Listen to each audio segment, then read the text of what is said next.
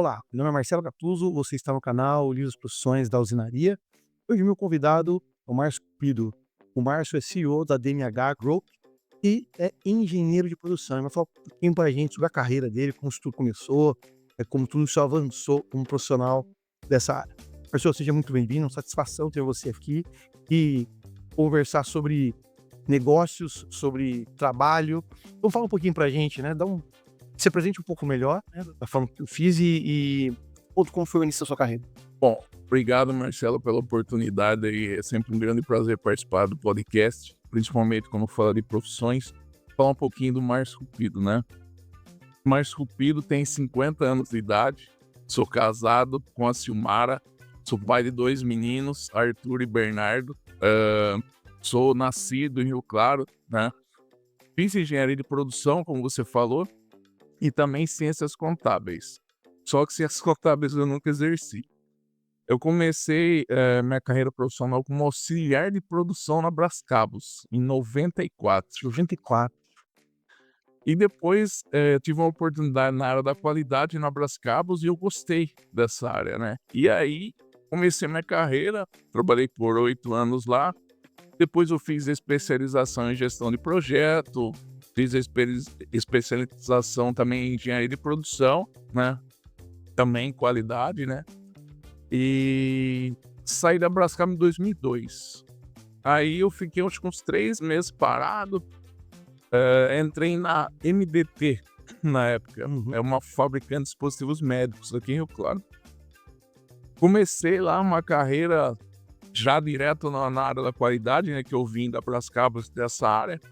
E fui galgando ali, comecei no controle da qualidade, depois eu passei para técnico, aí comecei a me envolver com a engenharia, enfim, passei para coordenador. Eu posso dizer que eu passei por todas As etapas do chão de fábrica. exato. Então isso me trouxe uma experiência muito grande aí, uma bagagem, porque eu passei desde a produção até a gestão, né? Uhum.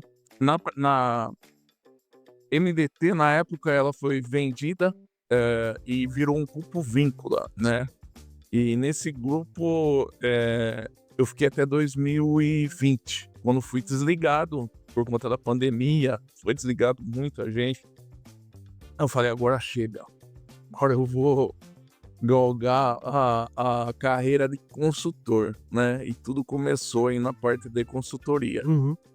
E é interessante o que você falou, porque você trouxe um cenário crítico no meio da sua fase profissional, que assolou muita gente, foi a pandemia, né? E nos momentos críticos existem 2 caminhos, né? Ou chorar, ou virar a mesa. E você virou a sua mesa. Porque hoje você, além de consultor, você tem uma equipe de consultoria, né? E você foi empreender, você saiu de um cenário em que você era o CLT, acostumado com uma rotina, com uma mentalidade, né, do colaborador da indústria, e teve que ser dono do negócio, que é diferente disso. Então, aproveitar o gancho, como que foi essa transição para você, entre perfil, né, eu não estou dizendo que é bom ou ruim, estou dizendo que são perfis distintos. Então, qual a diferença, como foi para você a transição entre o perfil CLT, colaborador dentro da indústria, e consultor, o empreendedor, dono do negócio?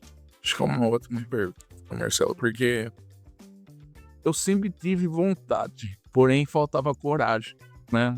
Só que assim, eu falo que dentro da indústria você adquire experiência e conhecimento, né? Então você não consegue ser consultor, por exemplo, com 5 anos de carreira profissional, né? Então hoje eu tenho 33 anos de carreira profissional, 28 dentro da indústria. Isso deu um alicerce para que eu consiga hoje ajudar as empresas, ajudar pessoas, né. Mas assim, foi meio que forçado, né, porque eu fui desligado, mas daí eu tomei a decisão. Lógico, é uma vida totalmente diferente, principalmente na época da pandemia, porque você tinha poucos acessos, né. Então eu comecei a fazer na minha área, né, consultoria, que é a parte de qualidade e engenharia de processo. O último cargo que eu exerci na Víncula, eu era gerente, né, da garantia da qualidade e engenharia de processo, cuidava de aproximadamente 70 colaboradores, né? Ah, sim. E aí eu comecei a fazer consultoria nessas áreas, que é a minha especialidade, né? Mas comecei a fazer online, né? Porque hoje dá para fazer muita coisa online, né? E assim, isso na pandemia avançou bastante. Só que começou a aparecer muitas oportunidades. O pessoal me perguntava: você atende regulatório? Você atende validação de processo especial? Você atende pesquisa clínica? Eu falei: caramba, tem uma oportunidade aí. Aí eu falei: poxa, eu vejo que eu tô limitado hoje, eu consigo atender só dois escopos, né? Uhum.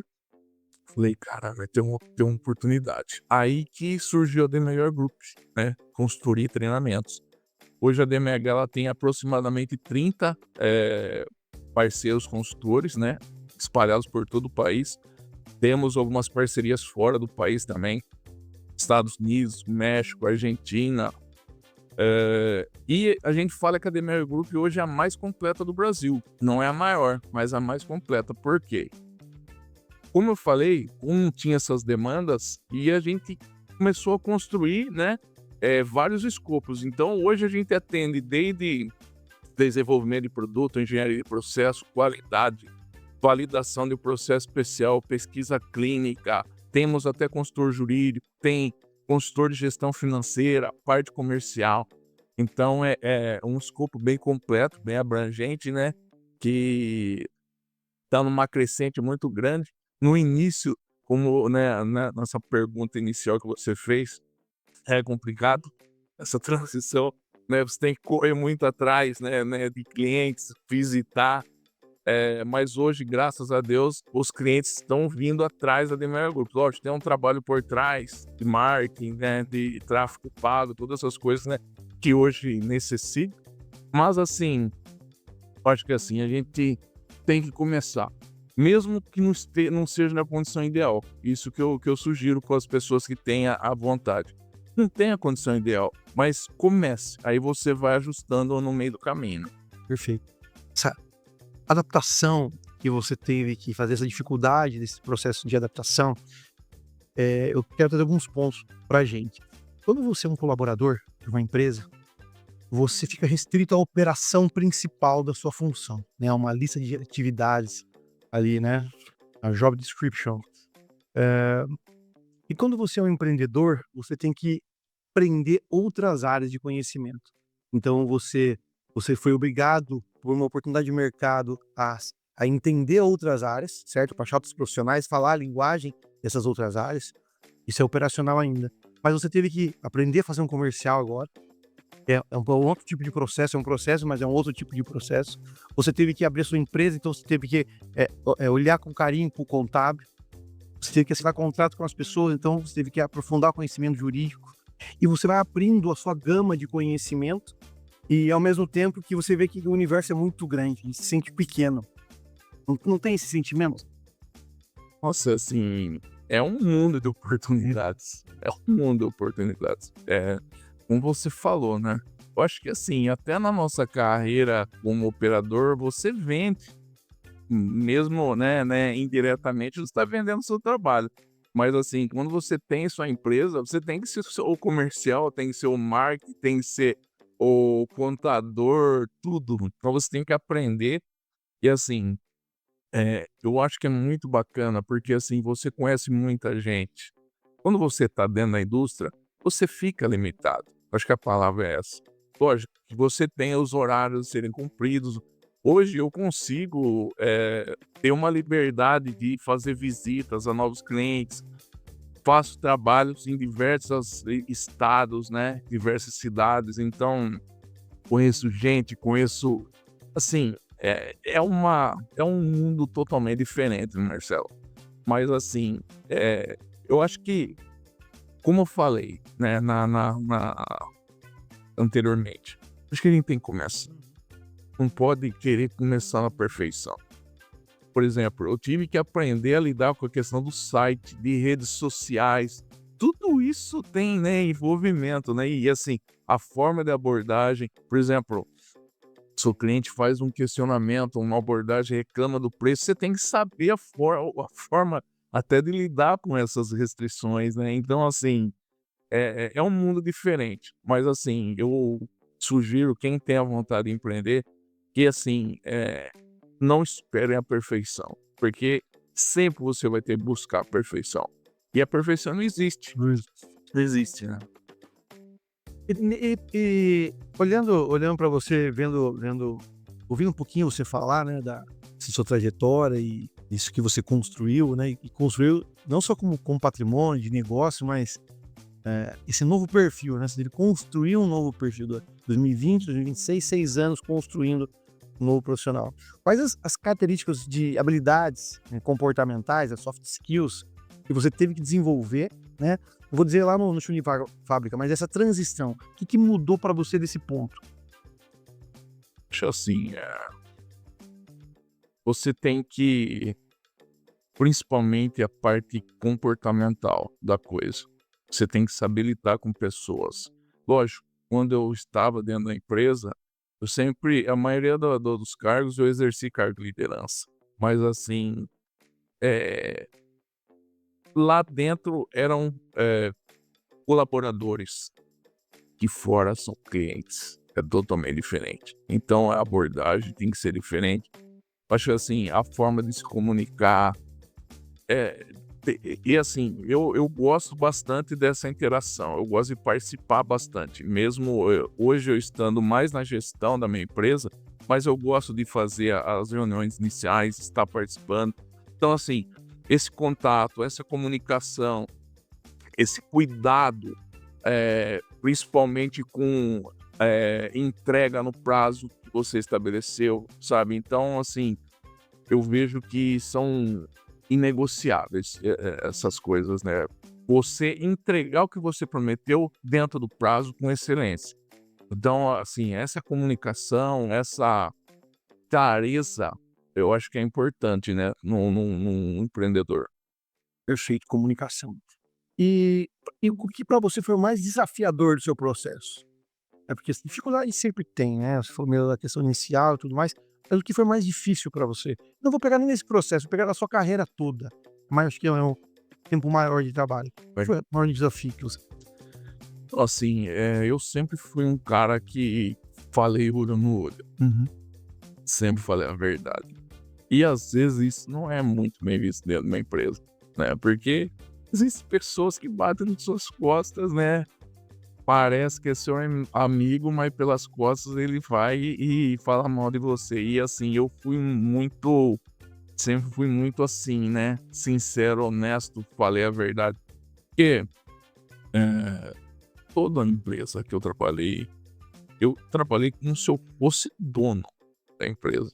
Então, pô, eu tô ali, eu quero fazer o meu melhor. Eu quero entregar o resultado porque a empresa tá me pagando.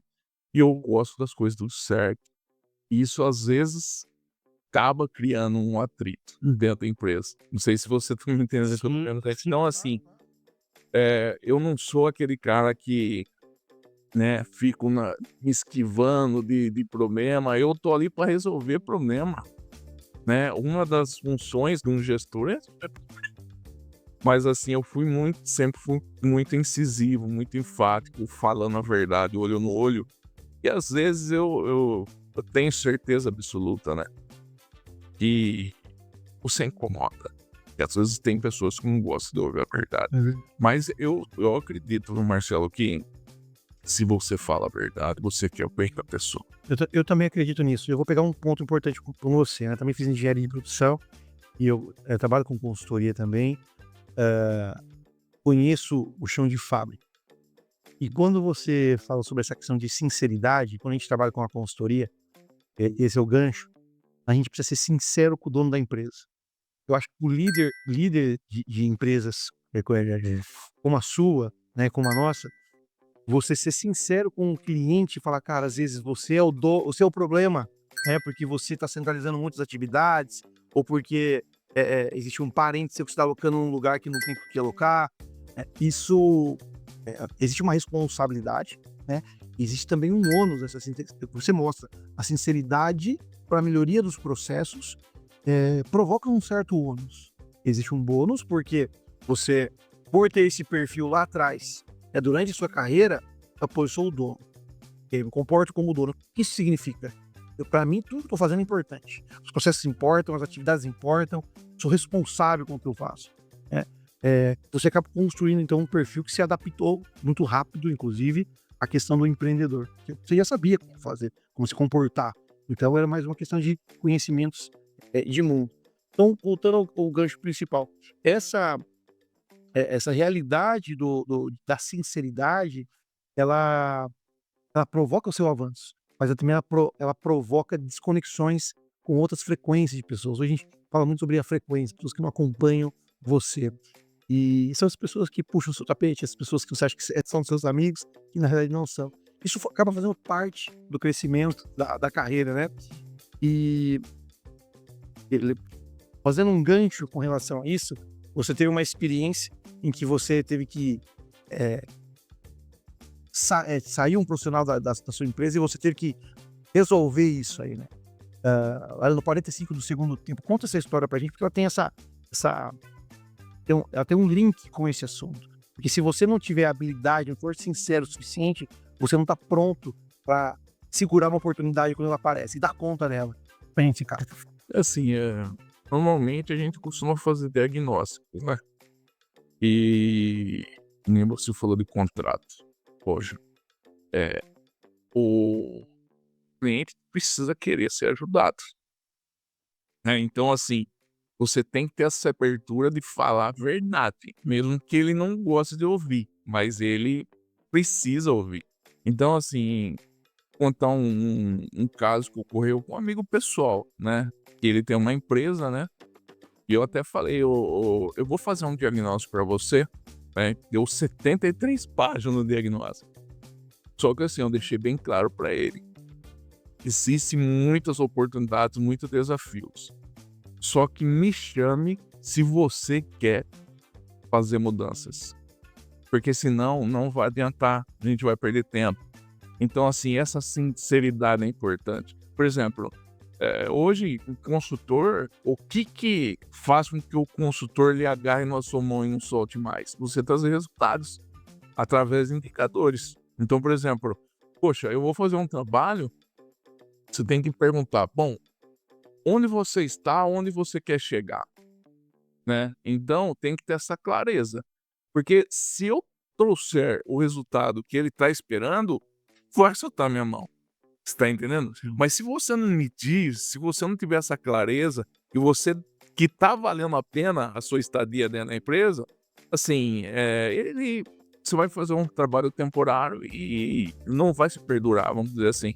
Mas assim, essa questão da verdade, da sinceridade, que assim, o consultor também não é milagroso, né, Marcelo? Não. Ele precisa da ajuda do cliente, Sim. né? Então, por exemplo, tem que ter pessoas lá dentro que vai fazer esse elo de comunicação, que vai colocar a mão na massa muitas vezes, né? Que você vai dar consultoria, né? Então, essa junção vai chegar ao sucesso. Então, essa liberdade, essa clareza, essa honestidade é imprescindível para o sucesso de uma consultoria, né? Sim, perfeito. E um ponto que marcou a sua carreira profissional? Teve 2 pontos, assim, que me marcaram bastante, uma empresa de dispositivo médico, acho que menos que 30 dias pra gente receber uma inspeção numa das empresas do grupo. Uhum. Só que tinha muito problema, mas muito problema. E a gestora da qualidade na época não aguentou a pressão e se desligou. Aí adivinha o que aconteceu? Você assumiu. O presidente da empresa me chamou e falou: "Márcio, toma que o filho é seu, a gente precisa da sua ajuda". Aí, assim, tivemos que reestruturar a gestão da qualidade, revisar procedimentos, treinar pessoas, ter reclamação de cliente em atraso, mais de 1 ano, sabe. Tivemos que correr atrás e assim, graças a Deus foi um sucesso, mas foi um desafio muito grande, porque eu tive que engajar todo aquele pessoal e em tempo recorde, né. E graças a Deus a Anvisa chegou, teve alguns probleminhas que, assim, a gente também sempre trabalhou dessa forma com a vigilância sanitária, porque, sim, não adianta você querer enganar eles. Eles querem a verdade. Se você tem problema, você tem que falar, ó, existe problema aqui, mas estamos correndo atrás para resolver. Não adianta ficar escondendo as coisas e eu não gosto disso. Então, assim, eles perceberam, né, toda essa situação que ocorreu, que a gente contou, e também nessa verdade. Isso foi um sucesso. Uma outra situação também, né, nessa mesma empresa, né, eu era responsável pela garantia da qualidade e um dos setores era o controle da qualidade final, né. E o presidente sempre falava: Márcio, tem um batalhão de gente dentro do controle da qualidade. Precisa reduzir isso aí, tá muito caro. Falava, ó, assim, a gente trabalha com dispositivo médico. Se a gente mandar o produto, um problema pro cliente, aí o negócio vai. Aí o problema vai aumentar. Aumentar. Então, assim, o nosso processo não está estável o suficiente. De forma que eu reduzo a quantidade de inspeção final. Nós precisamos trabalhar dentro da fábrica, no processo. E eu ficava batendo nisso. Aí teve uma mudança meio que drástica na empresa na época, né? O gestor da engenharia de processo foi desligado. Aí ele me chamou de novo. Toma, filho é seu, de novo. Aí eu falei, poxa, é o que eu quero. É trabalhar na prevenção, na padronização. Então a gente pôde fazer um trabalho que, assim, eu admiro muito a Toyota. Assim, é uma empresa que eu me espelho bastante.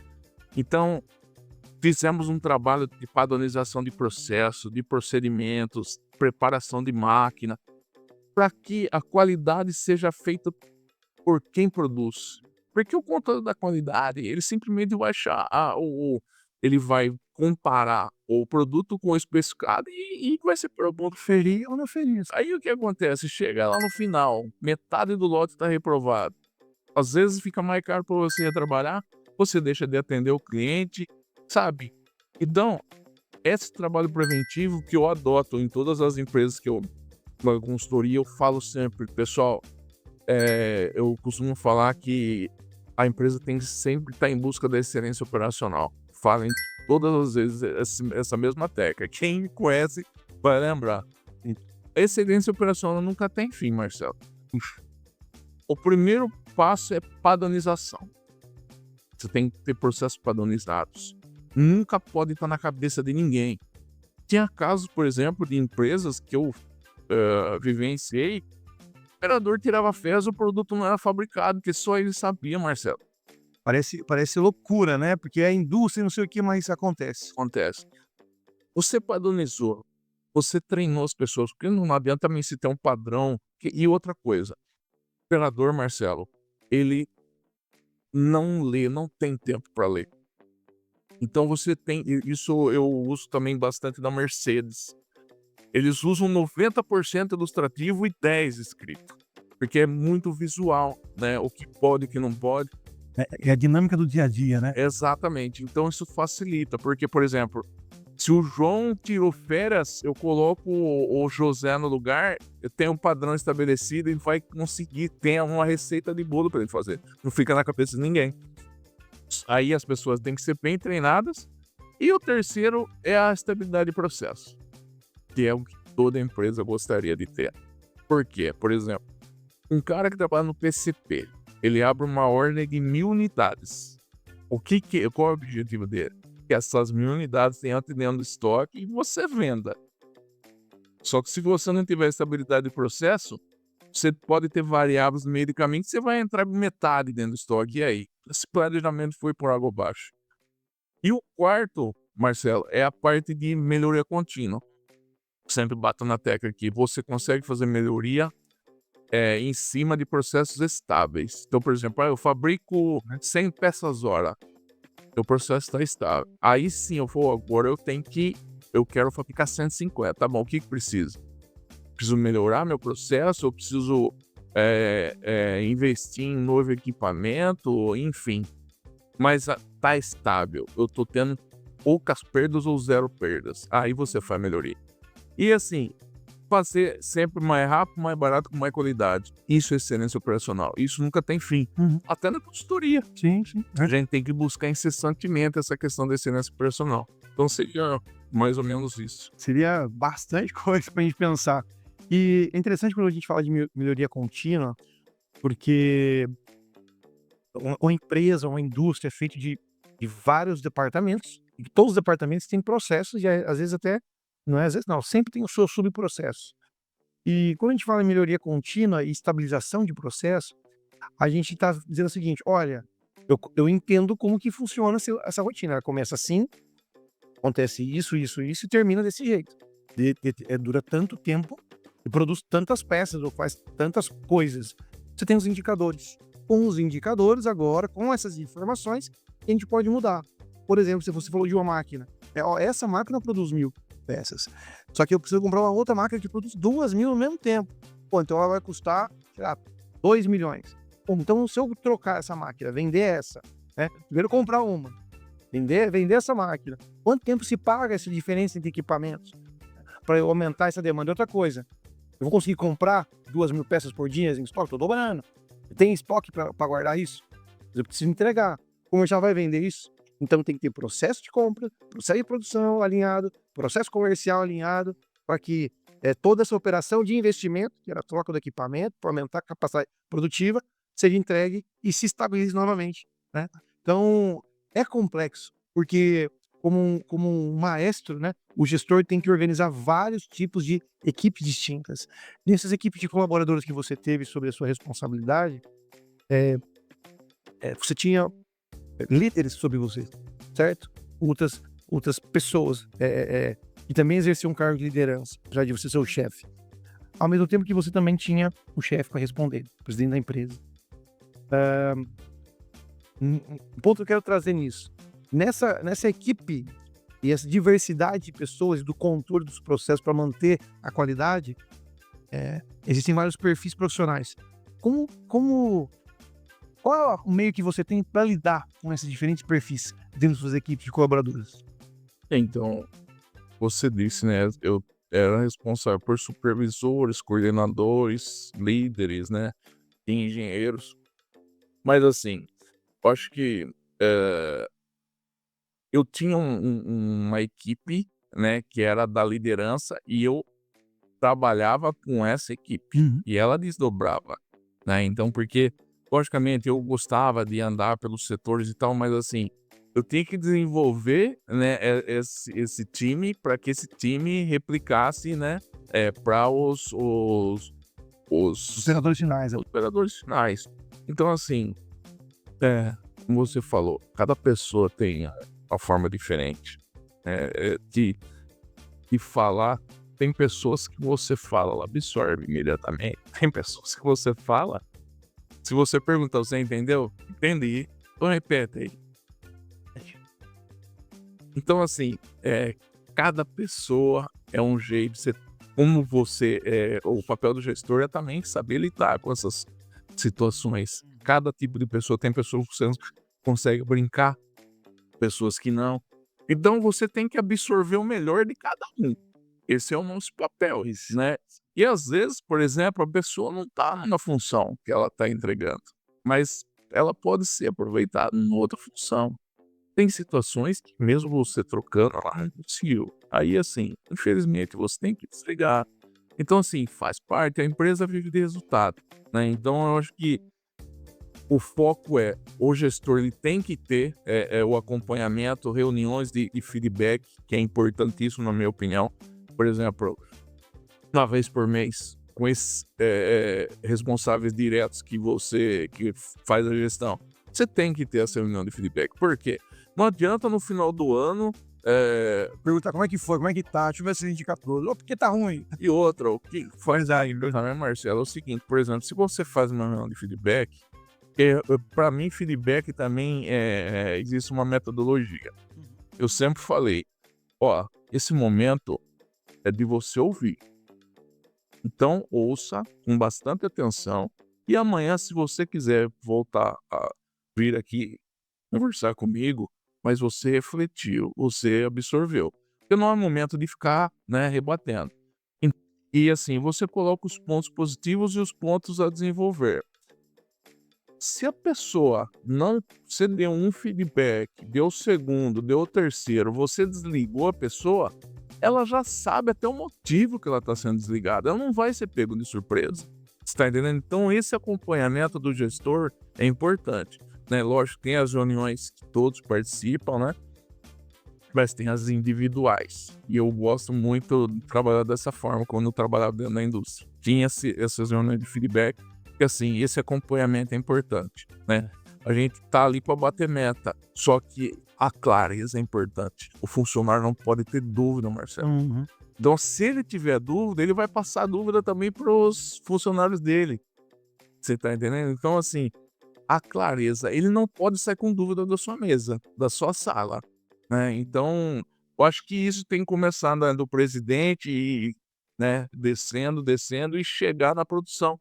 Porque, um exemplo, né? Tem feito consultorias em empresas e eu chego para a gestão, alta liderança. Qual que é a visão, missão Falou. e valor da sua empresa? O pessoal não sabe, cara. Raramente um outro sabe. Aí o que acontece? Como que o cara lá da produção vai estar engajado? Então eu sugiro assim, coisa básica. Todo layout de apresentação, porque as empresas têm um layout lá, por exemplo, de um treinamento, coloca lá, política da qualidade, missão, visão e valores, os primeiros slides. Pra você bater, reforçar essa tecla. Porque tudo, Marcelo, tem que estar voltado ao que você definiu. Então isso tem que estar claro para todo mundo. Isso que facilita para todos, eu acredito, né? Facilita realmente. E isso que você está falando, né, é cultura da empresa. Essa cultura ela vem da alta gestão. Não é quase inconcebível, é inconcebível que essa operação ela não tenha uma cultura organizada. Mesmo porque a maioria dos parques fabris estão ali entre quatro paredes, né? Entre os galpões e tudo mais, né? Lutando num lugar pequeno. Diferente de uma operação que você está distante das pessoas. Então, acho que manter a cultura, esse processo em que ah, o dono do negócio consegue, ou o gestor principal, os líderes conseguem passar essa informação de missão e valor, é o propósito do negócio. Lógico, o negócio tem que se manter, tem que ter lucro, né? Mas o propósito do que a gente está fazendo move as pessoas e mantém as pessoas coordenadas em busca do resultado, né? E, pô, isso é importante demais mesmo porque a gente sabe que a maioria dos líderes, das pessoas que buscam avançar, não é só uma questão de dinheiro. Dinheiro é importante, paga as contas, a gente cresce, mas existe a satisfação pessoal. E existe, então, a manutenção e retenção dos talentos. Não é só produzir, é saber por que está produzindo, né? Isso é fantástico, isso que você falou. Márcio, gostei pra caramba da nossa conversa. Eu sempre aprendo mais aqui, né? Eu falo que eu tenho um privilégio porque eu aprendo sobre as experiências das pessoas e aprendo também sobre quando elas resolvem os problemas. Então, gostaria de aproveitar e agradecer você pela participação. A gente está chegando próximo ao fim desse bate-papo. Eu gostaria de pedir para você deixar uma mensagem, né? Uma mensagem aí para essa nova geração de profissionais que estão ou chegando no mercado de trabalho ou precisam empreender, ou querem empreender. Qual que seria essa mensagem? Olhando pra cá, né? Isso. Bom, assim, o que eu posso deixar de mensagem para vocês é o seguinte, pessoal. Tudo que vocês fizerem, independente da função, sempre seja o melhor. Eu era operador de produção, eu buscava ser o melhor operador de produção. Eu passei para técnico, eu buscava ser o melhor técnico. É somente assim que você vai ser visto, você vai ser lembrado, buscando sempre ser o melhor. Então, independente da profissão que você escolha, meu filho mais velho tem 19 anos, ele quer ser médico. E ele tá fazendo o vestibular. Eu falo, Arthur, você quer ser médico? Busque ser o melhor médico. É essa a dica que eu dou para vocês. Se vocês buscarem incessantemente ser o melhor, estudar, se aperfeiçoar, alguém vai te ver. Pode ser que você não seja reconhecido dentro ali da sua fábrica que você trabalha, mas alguém vai te enxergar. Então essa é a mensagem que eu deixo para vocês, tá bom? Sensacional. A melhoria contínua não é só para os processos, também são para as pessoas. Fantástico. Márcio, mais uma vez, muito obrigado pela sua participação aqui. Tenho certeza que você vai voltar. Cara, eu que agradeço aí imensamente a oportunidade. É sempre um prazer, né? Falar com amigos e passar um pouquinho da experiência, né? Pro pessoal, às vezes, encurta caminho das pessoas, sabendo, né? Os percalços que nós tivemos e como que a gente conseguiu lidar com isso. Às vezes tem uma luz ali e consegue ajudar alguém. Esse é o nosso objetivo, né, Marcelo? Muito obrigado, viu? Exatamente. Eu que agradeço mais uma vez. E para você que chegou até aqui, tchau. Olá, estou aqui para lhe mostrar que existe um caminho claro e validado para você crescer na sua vida pessoal e profissional. E que a diferença entre alcançar novos patamares está no fato de estar com as pessoas certas ao seu lado. E foi exatamente isso que aconteceu comigo. Neste vídeo, eu vou te mostrar como o ecossistema da usinaria transformou os meus resultados e transformará os seus também. Não se trata apenas de um glow-up visual, mas de um reconhecimento público das qualidades e capacidades individuais. Se eu e os nossos clientes mudamos, cada um da sua própria perspectiva de crescimento, você também pode. A usinaria é para você que deseja aumentar seu faturamento, ser reconhecido publicamente como autoridade, melhorar a gestão da sua empresa em todas as frentes: financeira, liderança, processos, comunicação, marketing, comercial e muito mais. Contamos hoje com mais de 30 consultores especializados e esse número cresce a cada dia. E antes de mais nada, eu preciso explicar uma coisa: a diferença entre mentoria, assessoria e consultoria. A mentoria é mais diretiva, instrutiva, direcionadora. A assessoria, ela faz alguma coisa por você. E a consultoria é uma via de mão dupla, onde nós trabalhamos juntos para conquistar o seu grande objetivo. Mas a usinaria não é para todo mundo. Ela não é para os preguiçosos, por exemplo. O resultado que você busca precisa do seu comprometimento e trabalho. Ela também não é para quem quer permanecer na zona de conforto. Sem mudar, não se alcança novos objetivos. E ela não é ainda para quem tem o perfil CLT e se conforma em uma rotina fixa de trabalho. Aqui é para quem deseja ganhar mais, está disposto a se dedicar para isso. No pain, no gain. Agora eu vou compartilhar com vocês alguns casos de pessoas que já participam da usinaria. Meu nome é Ellen e conheci a usinaria através de um amigo. Já tenho 6 meses com eles e vou contar um pouquinho da minha experiência para vocês. Com a minha experiência, eu pensei que a minha dificuldade seria apenas em entrar para o digital. Mas conhecendo a usinaria, eu descobri que eu tinha outras dificuldades que eu pudesse melhorar, que foi a questão de gestão da clínica, a gestão principalmente financeira, a minha comunicação, a minha gestão pessoal e a minha gestão com pessoas também. Eu passei pelas esteiras já, eu passei pela consultoria de oratória, pela consultoria de imagem, pela consultoria de gestão de pessoas e agora estou na gestão financeira. A usinaria, ela foi uma transformação muito grande para mim. Ela foi muito além do que eu imaginava em tão pouco tempo. Eu me transformei muito, tanto pessoal quanto profissional e no digital, que era o que eu mais estava buscando. Gravar esse vídeo aqui já é uma grande vitória. Eu tinha muita dificuldade em gravar vídeos. Muito obrigada, usinaria, por fazer parte do meu negócio. Eu me chamo Renata Graziele Gomes Scalha, eu sou advogada previdenciarista, já atuo como advogada há 11 anos e esse ano eu conheci o trabalho da usinaria. Eu estou muito feliz com o trabalho que eles vêm desempenhando. Essa parceria nossa está dando super certo. A gente está conseguindo pensar bastante sobre formas de crescimento, pensar em a minha função como advogada, a advocacia como um negócio, e isso tem trazido muita coisa boa aqui para o escritório. E para mim também, eu agradeço muito. Olá, meu nome é Gustavo Dávila, sou médico veterinário, formado há 17 anos e responsável pela empresa Clínica Veterinária Bicho Solto, aqui em Rio Claro, há 10 anos. E hoje eu gostaria de agradecer a todos os profissionais e parceiros da empresa Usinaria.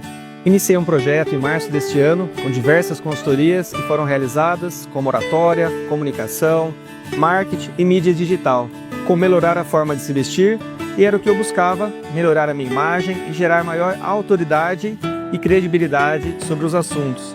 E isso tem me ajudado muito para o meu desenvolvimento pessoal e profissional, fortalecendo ainda mais a minha identidade e dando relevância para a minha empresa. Meu muito obrigado a todos os profissionais da equipe Usinaria por essa oportunidade e um ótimo 2025. Eu sou empresário desde os 19 anos e já atuei em diversas áreas, como publicidade, na alimentação, na manutenção de refrigeração industrial, em licitações e consultoria empresarial. E hoje, com 20 anos de experiência como empreendedor e 10 anos como consultor, eu percebi mais ou menos entre os 38 e 40 anos que eu precisava migrar para o digital e me expor mais publicamente. E para superar a vergonha e a dificuldade de comunicação, eu criei um plano que não apenas ajudou, mas também passou a transformar a vida de outras pessoas com desafios semelhantes. Assim nasceu a Usinaria. E o grande diferencial foi consolidar um plano organizado e com resultados baseados em toda a minha experiência como consultor empresarial. E como eu já disse anteriormente, o Glow Up não está só na imagem,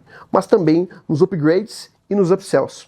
Consultorias financeiras, de marketing e de novos produtos impulsionam a performance dos seus negócios. A consultoria comercial foca em aumentar as suas vendas. E a consultoria de comunicação e oratória ajuda você a falar publicamente e também para as câmeras. E para facilitar tudo isso, nós disponibilizamos estúdios para gravações de podcasts ou de qualquer tipo de conteúdo para você. Hoje, a Usinaria alcançou mais de 1 milhão em vendas em um ano e estamos em mais de 7 cidades e 3 países. E o que é preciso para alcançar seu grande objetivo? Estar rodeado com pessoas que já chegaram lá e podem trilhar esse caminho junto com você. A Usinaria funciona porque as estratégias são adaptadas ao seu perfil, tempo, urgências, localidades, público-alvo, dificuldades e principalmente aos seus talentos. Agora, você tem uma decisão a tomar. Permaneça na sua zona de conforto, continue ganhando o mesmo volume de dinheiro e ouvindo as mesmas pessoas sem avançar. Ou você pode clicar no botão aqui abaixo